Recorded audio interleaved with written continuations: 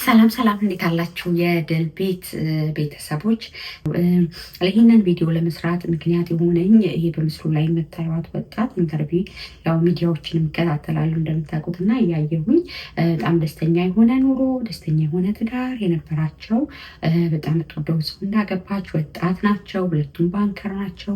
እየኖሩ ግን በቃ ባልታወቀ ምክንያት ባሏ ኑሮ አልበቃንም በሚል ወይም ደስታን አላገኙም በሚል አይነት ስሜት ራሱን እንዳጠፋ ስታወራ በቃ ውስጥ የመጣ ሀሳብ ነው ለእናንተ ሼር ላደርግ እያልኩኝ ብዬ የመጣሁት ማለት ነው። ይሄ እንግዲህ አንድ ወደ ሚዲያ የመጣ ታሪክ ነው እንጂ ብዙዎች ብዙ የምታውቋቸው ትላንት ራሳቸውን ያጠፉ ወይም ህይወታቸው ወዳልተገባ ነገር፣ ወደ ሱስ ወደማይገባ ነገር የከተቱ ሰዎችን ጠጋ ብላችሁ ብታዩ ይህን ያህል ከሰው ሁሉ የተለየ ችግር ደርሶባቸው አይደለም። ምድር ላይ ተፈጥሮ ማያቅ ችግር እነሱ ጋር ገብቶ አይደለም፣ ግን የደረሰባቸውን ችግር ያሉበትን ስሜት ማኔጅ ማድረግ አለመቻል፣ ስትረስ መሆን፣ ከልክ በላይ ነገሮችን አግዝፎ ማየት ነው ይህንን የሚያመጣው። እና ስለዚህ በቃ እንትን እንላለን፣ ዘመን እንቆጥራለን። ይኸው 10 ዓመት ሆነኝ አሜሪካ ከመጣሁ ምንም ለውጥ የለኝም፣ 10 ዓመት ሆነኝ ካገባሁ ልጅ የለኝም፣ 10 ዓመት ሆነኝ ይሄ ቢዝነስ ከጀመርኩ አላተረፍኩም።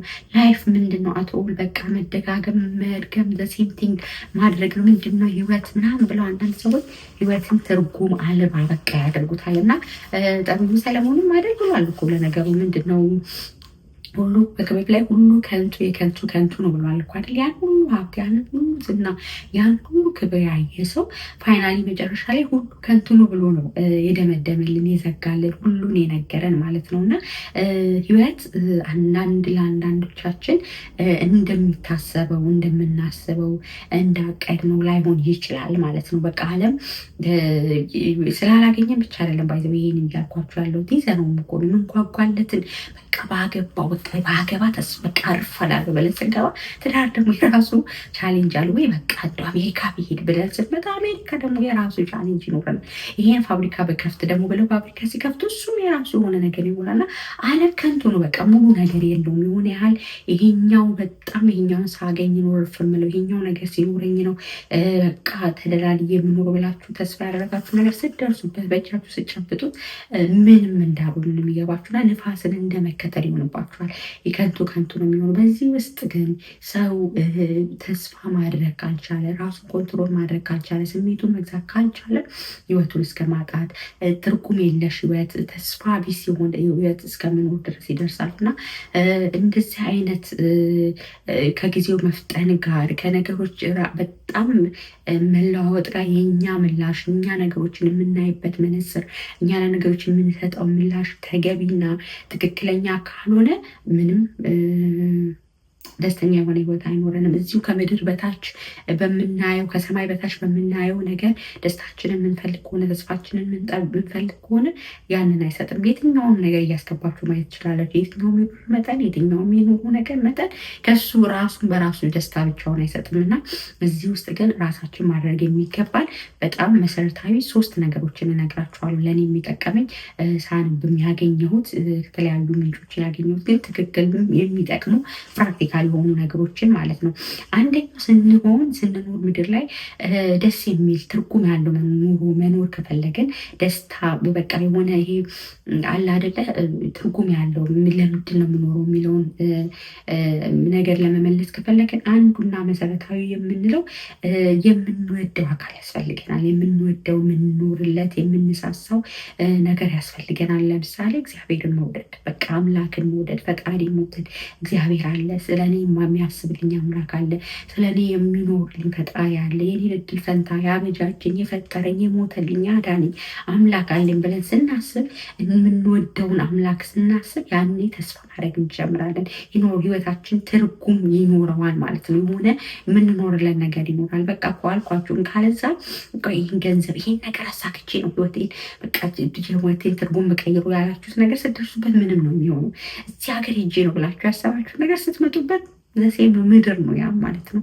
ይሄን ፎቅ ሰርችን ስትሉ ተደጋጋሚ እዛ ፎቅ ስትኖሩ ምንም ነው ትርጉም የማይሰጣችሁ ከአንድ አልጋ እናንተ አታርፉም። እና እዚህ በሚታዩና እንደዚህ እንደ ሸማኔ በሚፈጥን ነገሮች በሚቀያየሩበት ጊዜ በሚወጡበት ዘመን ላይ እዚሁ አይናችን ስር በምናየው ነገር ውስጥ ተጠምደን የዛን ለውጥና የተከታተል የምንኖር ከሆነ ፋይናሊ ራሳችን ከመከረስ ከማበድ ውጭ ወይም ይሄ ትርጉም አልባ ኑሮ ከመኖር ውጭ ምን የምናተርፈው ነገር የለምና እዚህ ደስተኛ ለመኖር ሆነን መኖር ከፈለግን የምንወደው አካል ያስፈልገናል። የእውነት የማይለወጥና የወደደንን አካል ማሰብ። ለዚህ የምንወደው እንደገና የሚወደድ ማለት ነው እግዚአብሔር ነው፣ ፈጣሪ ነው አይደለም፣ የእምነታችን ማለት ነው። ይወደናል፣ እንወደዋለን። የማይለወጥ የማይቀየር የማይቀዘቅዝ ምክንያት ላይ ያልተደገፈ ይሄ ስላለኝ ነው የወደደን የማንለው በቃ የሆነ ዲፋይንድ የምናደርገው ፍቅር አለና ያንን ማሰብ ደስተኛና የተረጋጋ ኑሮ እንድንኖር ከሚያደርገን ነገር አንዱ ይሄ ነው። ሌላው ለሌሎችን ደስ የሚያሰኝ ስራ መስራት፣ በጎ ነገር መስራት። ብዙ ጊዜ ብዙዎቻችን የሚመስለን እኔ ለኔ ያን ማግበስበስ የሆነ ደስታ የሚሰጠን ነው የሚመስለኝ። በፍጹም እንዳይመስላችሁ። ምንም እሱ ያን እስክናገኘው እንለፋለታለን። ልክ ንፋስን እንደመከተል ማለት ነው። እስክንይዘው ድረስ በቃ ገንዘቡን፣ ንግዱን፣ መኪናውን ያንን እናግበሰብሰው እና ፋይናሊ ምንድን ነው እንላለን እኮ ማለት አሁን እዛ ላይ ብል ደርሻ አይደለም ይሄ የምነግራችሁ፣ ግን ከተነሳችሁበት ነጥብ አሁን መጣችሁበትን ርቀት መመዘን ትችላላችሁ። ለምሳሌ 100 ብር ማግኘት ብርቅ ድንቅ የነበራችሁ ሰዎች ዛሬ 20 ሺና 100 ሺ እንደቀላል ታገኛላችሁ። ሰው ዝሜቱ ትናንት 20 ብር ላይ 20 ብር ባገኘው 100 ብር ባገኘው ብላችሁ በምትመኙት መጓጓት ልክ ነው ዛሬ 20 ሺ 100 ሺ 200 ሺ ላይ ተደርሶ ያለው ስሜት። ትናንት በእግራችሁ ስትሄዱ መኪና በኖረኝ ብላችሁ ስታስቡ ዛሬ መኪናው ሲኖራችሁ የሚሰማችሁ ስሜት የሚሰጣችሁ ትርጉም ደስታው እንደዛ ነው። ትናንት አንድ ትንሽ አንድ ክፍል ጎጆ በኖረኝ ብላችሁ ስታስቡ የነበራችሁ ዛሬ 2-3 ቤት ስትሰሩ እንደዛ ነው የሚሰማችሁ። ትናንት እንደው ኬንያ እንኳን ከኢትዮጵያ ወጥቼ ተሻግሬ ባየው ስትሉ ዛሬ የዓለም ቆንጆ የሆነች አሜሪካ ላይ ስትሆኑ የሚሰማችሁ ስሜት አንድ ነው። ስታገኙት አልቀለለባችሁም። ውስጡን ስታዩት እጃችሁ ሲገባ የሆነ ትርጉም አልባ አልሆንባችሁም። የሆነ የጓጓሁት ለዚህ ነው እንዲ ይህን የከፈልኩት ለዚህ ነው እንዲ አላላችሁም።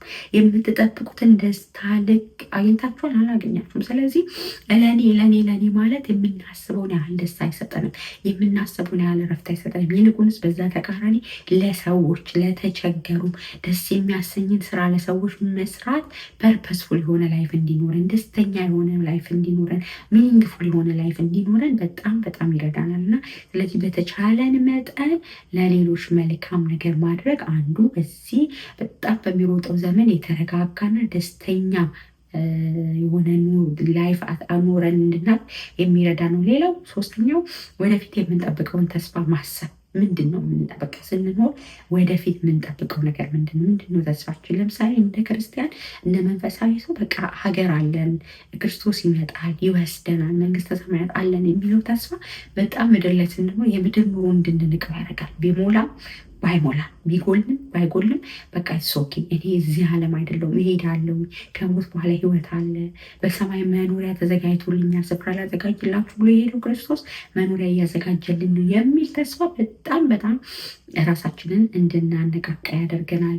ደስ ብሎን እንድንኖር ያደርገናል። ይሄ በመንፈሳዊ ፐርስፔክቲቭ ነው። በዓለማዊ ደግሞ እንደው ካላችሁ ልጆች ካሏችሁ በቃ ነገ ልጆቻችሁ ይሄን ነገር እንደዚህ ሆኖ ይሄን አድርጋሉ እያላችሁ እቅድ ካላችሁ ከዛሬ ነገ የሚያብብ የሚያፈራ የሆነ ዘር እየዘራችሁ ከሆነ ያላችሁ ያንን ተስፋ በማድረግ መኖር ህይወት በዚህ በሚፈጥን ዓለም ህይወት የሆነ ደስተኛ ትርጉም ያለው ሆኖን እንድንኖር ያደርገናል። እና ስለዚህ አንደኛ በጣም የምንወደውን የሚወደንን አምላክን ፈጣሪ ማሰብ ነው። ለሌሎች በጎ ነገር ማድረግ ነው። ተስፋ አድርገን የምንጠብቀውን ነገር አሁን ለይቶ አውቆ ለዚህ ያንን ተስፋ እውን ለማድረግ መኖር ነው። ለዓላማ ተለይቶ መኖር። እነዚህ ነገሮች በዚህ በቃ ሁሉ ነገር እየተለዋወጠ ባለበት ዓለም ተስፋ እንዳንቆርጥ ያደርገናል። ለውጥ ዘመን ላይ ነው ያለ ነው አይደለም? በጣም መጽሐፍ ቅዱስ ላይ ሲናገር ዘመኔ ሸማኔ መወርወሪያ ይልቅ ይፈጥናል ይላል። የሸማኔ መወርወሪያ ታውቃላችሁ፣ ከግራ እንደዚህ የሚቀባበሉት ማለት ነው። እና ጊዜው በጣም ነው የሚሮጠው፣ በጣም ነው የሚፈጥነው። እና በዚህ በሚፈጥን ጊዜ ነገሮች ቶሎ ነው የሚቀያየሩት። ያለን ነገ ዛሬ ያለ የምንለው ነገር ነገ የለንም፣ የለንም የምንለው ነገር ነገ እናገኛለን። ነገሮች በጣም ቶሎ ዳይናሚክ እየሆኑ ነው የምንሰማው ዜና፣ የምናያቸው ነገሮች፣ የኑሮ ሁኔታ፣ የዓለም ሁኔታ፣ በጣም ብዙ ነገሮች ከጊዜው ጋር በጣም እየፈጠኑ ነው። በጣም ፈጣን የሆነ ለውጥ፣ ፈጣን የሆነ ሩጫ ላይ ነው ያለው እና አንዳንድ ጊዜ በዚህ ውስጥ ወይ የሆነ ነገር ለማግኘት እንተጋለን፣ ያን እናገኛለን፣ ይቀልብናል። ዘን ምንድን ነው ተስፋ፣ ምንድን ነው ህይወት፣ ምንድን ነው መኖር የሚል ጥያቄ ይመጣብናል እና አንዳንድ ጊዜ ድግግሞሽ ይመስላል ላይፍ። ጠቃ ጠዋት ይነጋል፣ ይመሻል፣ እንሰራለን፣ እንተኛለን፣ እንበላለን፣ ልጆች እንወልዳለን። ዘንዋት በቃ ምንድን ነው ህይወት፣ ትርጉም አጣብኝ ብለው አንዳንድ ሰዎች ራሳቸውን እስከ ማጥፋት ይደርሳሉ። ይሄ ሲጀምር በጣም ትንሽ ገና ሲታሰብ ሲወራ በጣም ቀላል ትንሽ ሀሳብ ሆኖ ነው የሚጀምረው። ግን እያደገ ሲሄድ በትክክል ኮንትሮል ማድረግ ካልተቻለ፣ በትክክል ማኔጅ ማድረግ ካልተቻለ፣ በትክክል አጥርቶ ማየት ካልተቻለ ህይወትን እስከ ወዳኛው ሊቀጥፍ የሚችል ነገር ነው እና ተስፋ ለሰው ልጅ በጣም እጅግ ወሳኝ ነገር ነው። በቃ ዛሬ ያላየነው ነገር እናያለን እያለን እያሰብን መኖር ማለት ነው። ስለዚህ ወገኖቼ ሳጠቃልል ሀሳቤን ምንድን ነው ልላችሁ የምፈልገው የትኛው ፈተና ውስጥ ብትሆኑ፣ በየትኛው መውደቅ መነሳት ውስጥ ብትሆኑ፣ በየትኛው ማግኘት ውስጥ ብትሆኑ፣ በየትኛውም የመውደቅ ጥግ ላይ ብትሆኑ ሁሉ ነገር ይለወጣል። ጊዜ የማይለውጠው ነገር የለም። ራሱ ነገሩ በራሱ ደስታ አይሰጥም። ከዛ ውስጥ ደስታችሁን አትፈልጉ። የሚያረሰርስ ደስታ ሊሰጥ የሚችል ፈጣሪ ነው እና ሳይሆን ሲቀር ደግሞ ያን ያህል ህይወት የሚያክል ነገር፣ በህይወት መኖር የሚያክል ነገር ከዚህ ነገር ጋር አይመጣጠንም እና ህይወታችሁ ላይ ዋካችሁ ተስፋ አትቁረጡ። ህይወታችሁን ለማጥፋት አትሞክሩ። የማይቀየር ነገር የለም። ካልተቀየርም ሶኬ እግዚአብሔር ያለው ነው የሚሆነው። እዛ ውስጥ እንድንችለው በተሰጠን ነገር ውስጥ ደስተኛ ሆነን እንድንኖር እግዚአብሔር ጸጋውን እንዲያበዛልን እየተማጸንን ጀስት በተሰጠን ነገር ለመኖር እንጣር። ዓላማ ያለን ሰዎች እንሁን። እግዚአብሔርን ቃል እናንብብ፣ እንጸልይ፣ በእምነታችንን ጠንክር፣ ህይወት ላይ ዓላማ ይኖረን። እነዚህ ነገሮች ካደረገን በዚህ በሚሮጠው ዘመን ውስጥ ደስተኛ ሆነን አይኖቻችን እግዚአብሔር ላይ አድርገን ማለፍ እንችላለን። ለእኔ የጠቀመኝን ሀሳብ ሳነብ ያገኘሁትን ሀሳብ ለእናንተም ላካፍላችሁ ብዬ ነው። ደግሞ ጠቅሞኛል፣ ይህ ሀሳብ ይጠቅማል ብላችሁ የምታስቡ ካላችሁ ሼር አድርጉ። የድል ቤትን ሰብስክራይብ ያላደርጋችሁ ሰዎች ሰብስክራይብ አድርጉ። ቪዲዮችን ላይክ አድርጉ፣ ኮመንት አድርጉ። አመሰግናለሁ። ባይ